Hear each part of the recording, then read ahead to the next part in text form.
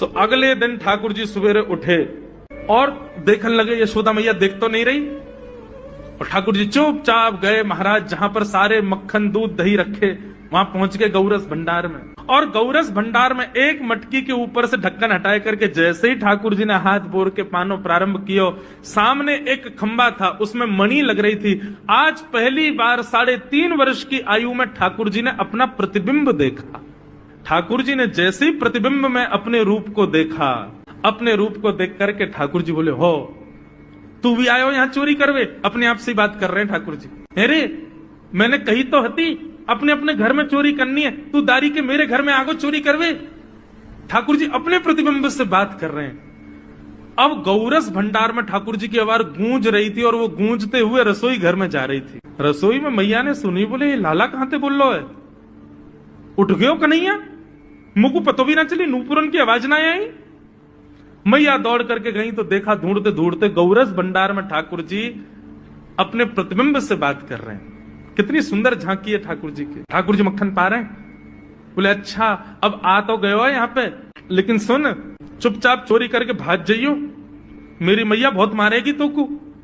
Baku यदि पतो चल गई तू चोरी कर रहा है तो को उखलते बांध देगी, मेरी मैया बहुत मारेगी। चुपचाप चोरी कर और निकल ले यहाँ से।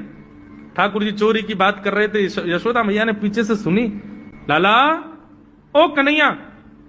ठाकुर जी घबरा गए, मैया कैसे आ गई? हाँ मैया, कौन से बात कर रहे हो तू?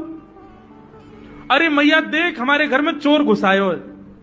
अपने प्रतिबिंब को दिखा करके ठाकुर जी कह रहे हैं, देख मैया हमारे घर में चोर घुसायो, जे चोरी कर रहे हो हमारे यहाँ के मक्खन की, तुम्हें को पकड़वे आयो हूं। नन्हे से गोपाल जी, बहुत मधुर लीला। मैया हंस भी रही है और क्रोध भी कर रही। बोले अच्छा जो चोरी कर रहे हो? बोले हाँ। चल याकू तो मैं पकड़ लूंगी, लेकिन जे बता तेरे हाथ में मक्खन कैसे लगो? तू तो याकू पकड़वे आयो ना। अब मैया याकी मैं कहा बताऊं, तेने मेरे हाथ में पद्म राग के ऐसे ऐसे बढ़िया कंगन पहना रखे हैं, कड़ूला पहना रखे हैं सोने के। जब मैं धूप में निकलूं ना तो धूप की किरण से मुंह को बहुत जलन है जाए हाथ में।